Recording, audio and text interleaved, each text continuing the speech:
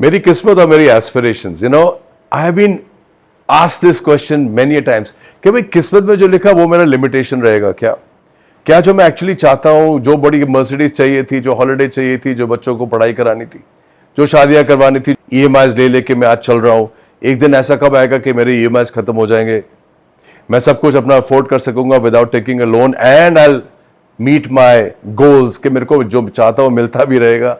The answer is कभी भी नहीं होगा। द आंसर इज का सिस्टम ही ऐसा बनाया है दुनिया ने कि आप ईएमआई लोगे ही लोगे। 3 से 4 हजार तो बिलियनियर्स हैं दुनिया में, 8 बिलियन ह्यूमंस हैं, 3 से 4 हजार लोग हैं जो जिसको कहते हैं कि फाइनेंशियल सिस्टम को जो कंट्रोल करते हैं। आप जब भी नेक्स्ट लेवल पे जाना चाहते हैं, चाहे आप मिलियनियर्स भी हो, आपको लेवरेज करना पड़ता है पैसे को। मतलब आपको पैसे को बढ़ाने के लिए कहीं और से सहारा ढूंढना पड़ता है, चाहे वो बैंक हो, चाहे वो आप किसी से लोन ले रहे हो, कोलैबोरेशंस कर रहे हो, पार्टनर कर रहे हो, जॉइंट वेंचर कर रहे हो, जो भी आप कर रहे हो, आप कहीं ना कहीं पे किसी चीज पे डिपेंडेंट हो। आप सिर्फ पैसा और पैसा अपने बूते पे अर्जित नहीं कर सकते, बिकॉज सिस्टम ऐसा बना हुआ था। तो फिर क्या आपकी लिमिटेशन रहेगी? क्या आपकी जो डेस्टिनी में आया वही रहेगा कि उसका और भी रास्ते होते? तो अगर और रास्ते नहीं होते तो फिर हम आज भी केव्स में बैठे होते। अगर और रास्ते नहीं होते तो हम मार्स की बात ही नहीं करते कि मार्स में जाके हम अपनी कॉलोनी बसाएंगे। तो रास्ते तो हमेशा होते। और जो विजडम था, जो एज ओल्ड विजडम था, जो बड़े बड़े कह गए थे कि भाई हर प्रॉब्लम में तो एक अपॉर्चुनिटी होती है। आपकी मेंटल एटीट्यूड ऐसा होना चाहिए कि आप वो अपॉर्चुनिटी ढूंढने के तरीके ढूंढते रहते हो कि नहीं, या आप डिफीटिस्ट हो, या आप हर चीज में हार मान जाते हो। तो एक एस्पेक्ट क्या हुआ, माइंड आपका कैसा चलता है। माइंड लॉजिक है, इसमें 3 एस्पेक्ट्स आते हैं जब आप एक्चुअली किसी चीज को मैनिफेस्ट कर पाते हो। माइंड तो लॉजिक है, ये वाला पार्ट तो लॉजिकल माइंड है, ये वाला पार्ट सबकॉन्शियस माइंड है। जो ये कहेगा वो ये सुनेगा, ये जो सुनेगा वो बोलेगा, और आपकी लाइफ वैसी बनती है। इसको कहते हैं मैनिफेस्टेशन बाय कॉन्शियस प्रोग्रामिंग। जहां पे आप बार बार मंत्र बोल रहे हो, बार बार मंत्र लिख रहे हो, बार बार एक चीज को फिर एफर्मेशंस को रिपीट कर रहे हो, कॉन्शियस माइंड की प्रोग्रामिंग करते जा रहे हो, होपिंग के वन डे के भाई इतना मैं मंत्र सिद्ध कर चुका होऊंगा कि ऊपर वाला सुन लेगा। अब कॉन्शियस माइंड प्रोग्रामिंग में एक प्रॉब्लम तो आती है कि पहले तो डिसिप्लिन की प्रॉब्लम आती है कि आप एक्चुअली रोज करते हो कि नहीं करते हो। जिस एंथुजियाज्म से आज आप शुरू कर रहे हो, जब आपको एक रास्ता दिखाया गया है, जिस पावर से आज आप शुरू कर रहे हो, क्या पता 3 दिन बाद आपका मूड खराब हो, चौथे दिन आपके पास कोई डिप्रेशन हो रहा हो, 5वें दिन आपको टाइम ही ना मिल रहा हो, तो आपको ये पता नहीं चलेगा ही नहीं कि भाई आपने जिस इंटेंसिटी से मंत्र सिद्धि करने की शुरुआत करी थी, वो मंत्र सिद्धि उस स्पीड से तो हो ही नहीं रही, क्योंकि आपका ही मूड बदल जाता है। तो फिर आप शुरू में तो बहुत करते हैं, अरे मैं तो इतने सालों से मंत्र कर रहा हूं, इतने सालों से पूजा कर रहा हूं, इतने सालों से ये कर रहा हूं। शुरुआत में तो बड़ा फर्क पड़ता है, बिकॉज एकदम से आप कुछ चीज तोड़ने के लिए कोशिश करते हो और दम से लगते हो। धीरे धीरे आप हल्के हो जाते हो तो बात भी बैठ जाती है। सो सबकॉन्शियस प्रोग्रामिंग या programming by the conscious mind, ये तो एक तरीका है, बट उसकी लिमिटेशन तो ये है कि आपके अंदर की जो अंदर एनर्जी है वो उसको या तो बढ़ाएगी या खराब करेगी। तो यहां पे एक फेलियर रेट आ जाता है। मोस्ट ऑफ द मैंने जो देखा है, एनएलपी, न्यूरो लिंग्विस्टिक प्रोग्रामिंग है, सबकॉन्शियस प्रोग्रामिंग है, ये इसी एरिया पे घूमते हैं कि आपको सबकॉन्शियसली स्ट्रांग कर दिया जाए, या सबकॉन्शियसली आप ये बोलो ये बोलो ये बोलो, इस टाइम बोलो, या ऐसे लिखो लिखो लिखो लिखो लिखो लिखो, ताकि माइंड की प्रोग्रामिंग हो जाए। लिटिल डू दे रियलाइज कि क्लास में सुनी हुई बात, क्योंकि आप उसमें क्लास में आए हो, पैसे दिए हैं, पूरी कॉन्सेंट्रेशन है, पूरे एंथुजियाज्म से आए हो, क्लास में सुनी हुई बात और बाहर की जिंदगी में बहुत फर्क होता है। मैं 4 दिन क्लास में बिताता हूं, एंड कॉर्पोरेट लाइफ में होता है, जब कॉर्पोरेट प्रोग्राम्स होते हैं, अपनी लाइफ में मैंने बहुत अटेंड करे, जी में था, डेल में था, Bank of America, AT&T, I have attended the best corporate program. वो 4-5 दिन रिजॉर्ट में बैठे हुए हैं, अच्छा एनवायरमेंट है, बड़ी बातें चल रही है, माइंड इंट्रोस्पेक्शन पे चल रहा है। बाहर आके आपकी दुनिया आपको वैसे ट्रीट करती है जिनको आदत है, आपके स्कूल के फ्रेंड्स भी वैसे ट्रीट करेंगे, आपके फैमिली भी वैसे करेगी, आपके क्लाइंट्स भी वैसे करेंगे, आपका स्टाफ भी वैसे आपको ट्रीट करेगा। आप जो अंदर से बदलाव लेके बाहर निकले थे, बाहर तो कोई सिस्टम बनाया ही नहीं कि उस बदलाव को आप सस्टेन कर सको या मेंटेन कर सको। तो थोड़े दिनों में वो बदलाव फिजल आउट हो जाता है, और जैसे जैसे वो बदलाव फिजल आउट होता है, आपके सबकॉन्शियस प्रोग्रामिंग बैठ जाती है। भाई हमें तो फुल प्रूफ सिस्टम चाहिए टू नो कि यार डेस्टिनी वाकई में, अगर मैं हर चीज में हार रहा हूं तो मतलब डेस्टिनी तो सबसे ज्यादा जिंदा है, फिर जो है तो फिर वो है। दूसरा एक तरीका वेरी सिंपल है कि भाई जो डिपेंडेंसी है मैनिफेस्टेशन की, जो आप चाहते हो उसमें प्लैनेट्स का तो बड़ा हाथ होता है। मैं तो न्यूमरोलॉजिस्ट, इस बात को तो अच्छी तरह समझता हूं, चाहे आप न्यूमरोलॉजिस्ट हो या एस्ट्रोलॉजर हो, प्लैनेट्स तो बहुत इंपॉर्टेंट एस्पेक्ट प्ले करते हैं। अब प्लैनेट्स को अच्छी तरह समझ लेना, उसको अलाइन कर पाना या उस रेमेडी कर पाना, वो एस्ट्रोलॉजी है। अलाइन कर पाके फ्रीक्वेंसीज को मैप अप करके मैच करके, वो होता है न्यूमरोलॉजी, कि भाई आपने सारे अपने अपने प्लैनेट्स को हार्मनी में लिया है ना। अब करोगे तो होगा, नहीं करोगे तो नहीं होगा, मानोगे तो मानोगे, नहीं मानोगे तो नहीं मानोगे। तो वो वाला एस्पेक्ट तो बहुत लोग टच नहीं करते। जो साइंस की दुनिया में है, एनएलपी की दुनिया में, they don't understand the planets, they don't understand the world of planets, तो वो उस तरफ जाते ही नहीं। बट द रियलिटी इज कि साइंसेस लाइक द एस्ट्रोलॉजी और the numerology are 20,000 25,000 year old sciences. चाहे वो जिमोलॉजी था, वो तो फंडामेंटल मैनिफेस्टेशंस, रेमेडीज के लिए ही बनी थी कि मेरे आज जिंदगी में आज क्या हो रहा है, आगे आने वाले कल में क्या होगा, पिछली लाइफ से मैं क्या लेके आया हूं, उसकी रेमेडी क्या होगी, प्लीज बता दीजिए पंडित जी। उसी बेसिस पे तो पूरी साइंस आई थी।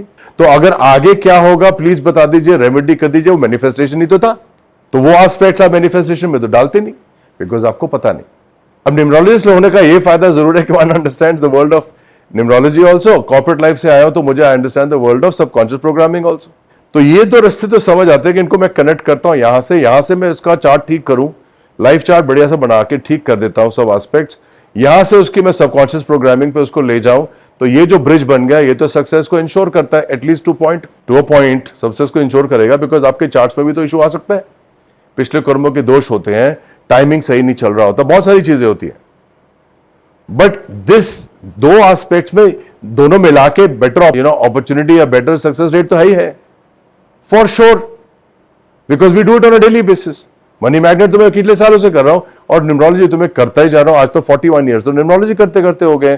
तो ये दो एस्पेक्ट ना होने से आप मैनिफेस्टेशन तो वैसे भी नहीं कर सकते बियॉन्ड योर नेचुरल नंबर्स। अब तीसरा एक और एस्पेक्ट होता है जिसको कहते हैं भाई इनर स्पिरिचुअल स्ट्रेंथ, अंदर से आप क्या हो। या एक बात बताओ, प्लैनेट्स के आसपास के बियॉन्ड तो हमेशा भगवान तो था ही ना। जब हमें भगवान की पावर नहीं समझ आती थी तो हम कहते थे एक पावर है जो क्रिएट करती है, एक पावर है जो सस्टेन करती है, एक पावर है जो डिस्ट्रॉय करके दोबारा क्रिएट करती है। तो फिर हमने कहा इतनी अनंत है ये दुनिया, 30 बिलियन लाइट ईयर्स को हम मैप कर चुके हैं, thousands and thousands and thousands of planets, thousands. तो अगर इतनी अनंत है दुनिया, इतने अनंत है ये इंटेलिजेंस, और उसको हमने तीन रूप में बांधा, तीन रूप में समझा कि भाई जो बनाता है, जो सस्टेन करता है, जो बिगाड़ता है, जो खत्म करता है। और अगर ये भी ना समझ आए और आप किसी और रिलीजन को बिलोंग करते हैं, तो जिसका कोई साउंड नहीं, जिसका कोई आकार नहीं है, जो निरंकार है, ओम, निरंकार, अनंत, द कॉस्मिक इंटेलिजेंस, वो तो आपके ऊपर बैठी ही हुई है अपने प्लैनेट्स के ऊपर। क्योंकि ये तीनों जो हमारे ईष्ट देव हैं, वैसे ब्रह्मा विष्णु महेश, उनके नीचे तो आपके सारे के सारे प्लैनेट्स आते हैं। क्योंकि उनका चीफ मिनिस्टर कौन है प्लैनेट्स का? सन, सूर्य भगवान, जो एनर्जी देता है, लाइफ को मेंटेन करता है, लाइफ को सस्टेन करता है, वो तो सन है। अब जब sun is reporting to the big gods and the planets are reporting to the sun, and planets तो आपकी बॉडी को और आपके माइंड को पूरा का पूरा डोमिनेट करते ही करते हैं। फ्री विल की दुनिया एक कॉन्सेप्ट है जो बहुत रियल है, लेकिन फ्री विल का जो फ्रेम ऑफ माइंड बनता है ना, वो भी प्लैनेट से ही बनता है कि मैं किसी के जवाब नहीं दूंगा, मुझे अपना टाइम चाहिए, मुझे अपनी इंडिपेंडेंस चाहिए। ये जब बनता है ना फ्रेम ऑफ माइंड, तो ये भी प्लैनेट से ही बनता है। Now the aspect is what, कि हम तो सिर्फ subconscious mind of a human की बात कर रहे थे मैनिफेस्टेशन करने की, हम तो प्लैनेट्स पे पहुंचे ही नहीं थे। प्लैनेट से ऊपर तो ऊपर वाला भी तो है। तो आप किस लेवल पे रीच करना चाहते हो to manifest what you want. अब जैसे ही आप सबकॉन्शियस माइंड से बियॉन्ड जाते हो, प्लैनेट्स पे जाते हो, तो फेथ आ जाता है। एक वर्ड आता है फेथ। फेथ कैसे आएगा जब आपको कोई चीज मेजरेबल ही नहीं है? मैं तो स्ट्रगल कर रहा हूं जी, मेरे पास तो डाइवोर्स हो गया जी, मेरे पास तो बीमारियां लगी हुई हैं, कभी किसी ने मुझे इज्जत ही नहीं दी, स्कूल में भी मेरा मजाक उड़ता था, कॉलेज में भी। मैं कैसे जानूं कि मेरे ऊपर किसी ऊपर वाले का हाथ है? तो पंडित जी कहते हैं पूजा करिए, आप दान करिए, आप सिस्टम बनाइए, आप अपने मंत्रों को अभिमंत्रित करिए अपने ऊपर। वो साइंटिफिक सिस्टम्स हैं भाई, लेकिन जो साइंटिस्ट समझाने वाला है वो शायद ठीक से ना समझा रहा हो।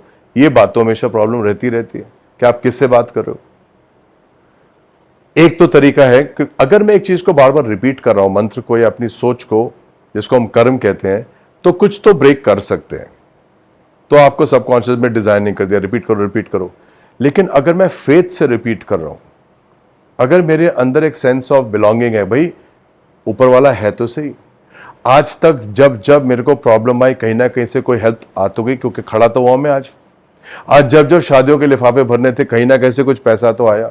आज जब जब फीस भरनी थी तो ज्यादा पैसे ना थे, कहीं से लोन मिला, कहीं से फीस वाले ने डिले कर दिया, किसी ना किसी तरह बच्चे पढ़ तो गए। आज जब जब मुझे कुछ कुछ की प्रॉब्लम आई, दवाइयों के पैसे आ तो गए। तो मतलब ऊपर वाला है तो सही। आप फेथ बढ़ाने की कोशिश तो करो। अब फेथ तो तब बढ़ेगा ना जब आप इंटरनली स्पिरिचुअली स्ट्रांग हो गए। स्पिरिचुअल स्ट्रेंथ जो होती है ना, वो रिलीजियस स्ट्रेंथ नहीं होती। रिलीजियस स्ट्रेंथ स्पिरिचुअल स्ट्रेंथ होती है, but her spiritual strength religious strength नहीं होती। समझो इस बात को कि अगर मैं रिलीजियस हूं, स्पिरिचुअल तो हुई। क्योंकि अगर मैं रिलीजियस हूं, दान में विश्वास करता हूं, दान पुण्य में विश्वास करता हूं, कर्म में विश्वास करता हूं और अपने भगवान में विश्वास करता हूं, तो मैं तो स्पिरिचुअल भी हूं। लेकिन अगर मैं कर्म में विश्वास करता हूं, प्योरिटी ऑफ थॉट में विश्वास करता हूं, किसी का हार्म नहीं करना चाहता और एक सोचता हूं कि यार जितना दिया है भगवान ने, अरे वाह, ये तो भगवान की दी हुई जिंदगी है, इसको और बढ़ाऊं, तो जरूरी नहीं आप रिलीजियस हो, आप तो स्पिरिचुअल हो। Between your mind and your spiritual, मतलब अपने सोल, अगर आपका तीसरा ब्रिज बन जाए तो अगर आप अंदर से स्ट्रांग हो जाओ स्पिरिचुअली, आपके प्लैनेट्स अलाइन हो जाएं और आप सबकॉन्शियस माइंड को प्रोग्राम कर लो, who can stop you from success? Nobody can stop you from manifesting anything anything anything. फिर एक लाइफ एक्सपेरिमेंट बन के रह जाती है, सर ये साहब वो तो चाय बेचते थे और आज वो दुनिया के टॉप 3 पावरफुल ह्यूमंस में बन गए। ये नहीं कि दुनिया के बड़े आदमियों में नाम आता है, टॉप 3, द वर्ल्ड्स टॉप 3 और 4 most powerful main in the Forbes magazine में आप चाय बेचते बेचते पहुंच गए। तो क्या चीज थी? वो बैठ के मैनिफेस्ट थोड़ी ना कर रहे थे, वो योगी थे, है वो अंदर से अपने आप से बात करते हैं और अपने आप से ऊपर वाले से बात करते हैं और फिर वो मैनिफेस्ट करते हैं, कर्म पे लग जाते हैं। नाउ थिंक अबाउट दिस कि जो कबाड़ बेचता था वो इतना बड़ा आदमी, जो चौराहे पे खड़े होके जेमस्टोन्स बेचता था जिसमें क्रूड भी थे, अच्छी जेमस्टोन्स, पुराने जेमस्टोन्स, खराब जेमस्टोन्स, वो अडानी बन गया। सड़क पे बेचते थे वो अपनी एक लाइफ में। ऐसे कितने केसेस आपको मिलेंगे अभी, कितने इंडिया में, make in India, startup India में कितने लोग बढ़ते जा रहे हैं। तो आपको क्या लगता है, बैठ के मैनिफेस्टेशंस कर रहे थे? ये कर्म भी कर रहे थे, इनके अंदर फेथ भी है, ये सोल से जुड़े हुए इंसान है, इनके अंदर शांति भी है और पेट में आग भी है। There is a fire in the belly to make it all happen. तो what is the final root? अब ये फाइनल रूट है क्या? मैनिफेस्टेशन कैसे बनता है? मैनिफेस्टेशन बनता है पहले आपके अपने फेथ से, अपने ऊपर फेथ, मतलब आप भगवान की दी हुई पावर हो। आपको किसी मैनिफेस्टेशन कोच के पास जाने की जरूरत नहीं है, आपको पंडित, एस्ट्रोलॉजी, न्यूमरोलॉजिस्ट के पास जाने की जरूरत नहीं है।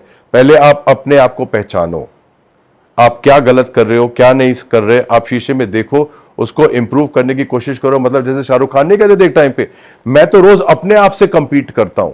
अपने आप से कंपटीशन करना सीखो, बिकॉज ये बहुत बड़ा मंत्र है। जिस दिन आप अपने आप से कंपीट करोगे, यार मैं तो यार पता नहीं क्यों रात को 11 बजे से पहले नेटफ्लिक्स बिना देखे सो ही नहीं सकता, सुबह मेरा खराब हो जाता है। नहीं, मैं 10 बजे ही सोऊंगा, मुझे चाहिए सुबह का टाइम भी चाहिए। अपने आप से कंपीट करो, अपने आप को जानो। सेकेंडली, आप ह्यूमन लाइफ में पैदा हुए हो 84 लाख योनियों के बाद, जहां पे आप ह्यूमन नहीं थे। 84 lakhs is a lot of non human lifes. आपको स्पेशल गॉड का, इसको कहते हैं ना, गॉड्स चाइल्ड बना के भेजा गया है। आप उस बात की वैल्यू करो। किसी का पैसा मारा, किसी के लिए बिचिंग करी, किसी के लिए गॉसिपिंग करी, किसी के बारे में बुराई करी, किसी के बारे में निंदा करी, अपने आप को वैलिडेट करने के लिए किसी की टांग खींची, ये सब आपको शोभा नहीं देता, क्योंकि आपकी सोल की जर्नी खराब कर रहा है। तो आप कभी भी जिस रीजन के लिए पैदा हुए, मैं और आप, हम कभी पहुंच ही नहीं पाएंगे, बिकॉज आपको भगवान ने अपनी सबसे बेस्ट क्रिएशन बना के भेजा है। Be live up to that goal. मतलब आपने आपको मेंटली और स्पिरिचुअली स्ट्रांग करना सीखिए।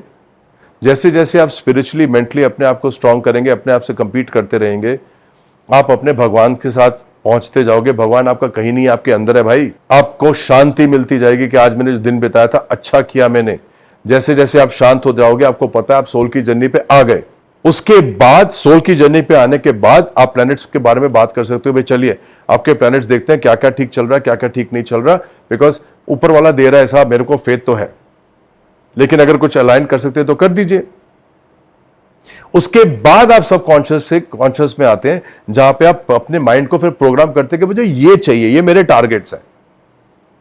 फिर उसमें स्पेसिफिक्स होता है कि भाई इतना अमाउंट, इतना लोन, इतना घर, इस तरह का लाइफस्टाइल, वो फिर एक मटेरियल लिस्ट बनती है। बट शुरुआत तो वहां से होती है ना, अपने अंदर से होती है ना। तो उसमें तो मैं आपको आने वाली रील्स में कम से कम 20 टेक्निक्स ऐसे बता दूंगा जो एक्चुअली वर्क करते हैं। बिकॉज ये सब तो मैंने 70 80 लोगों की क्लासेस ली हुई हैं और इतने सारे कोर्सेज करे हुए हैं।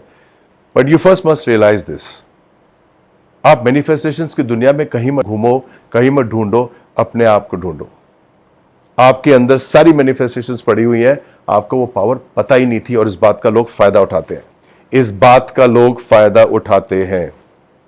अंदर देखना शुरू करो, अपने आप समझ आ जाएगा कि आपको अगले दिन, अगले मिनट क्या करना है।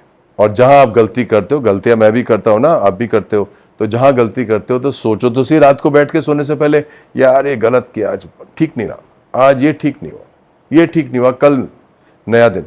You will be manifesting what you want in a matter of months. महीनों में आपकी लिस्ट बन जाएगी मैनिफेस्टिंग की। बाकी वेट करो आप, मैं आपको 10-12 ऐसी रील बना के दे दूंगा बढ़िया सी, जब manifestation technique becomes an easy thing to do, because मैं करता आ रहा हूं लाइफ से। God bless you guys, hope it was important and eventful for you to understand this. But एक चीज आप मिशन से करो, विजन से करो, तो कोई स्क्रिप्ट लिखने की जरूरत नहीं पड़ती। आपकी जिंदगी भी अनस्क्रिप्टेड है, मेरी भी अनस्क्रिप्टेड है, बस स्क्रिप्ट अपने आप से लिखनी है। अब लिखो, कैनवस आपके पास है, खाली के पेपर आपके पास है, अपनी लाइफ लिखो बैठ के, क्या बनने वाली है। God bless you all, see you.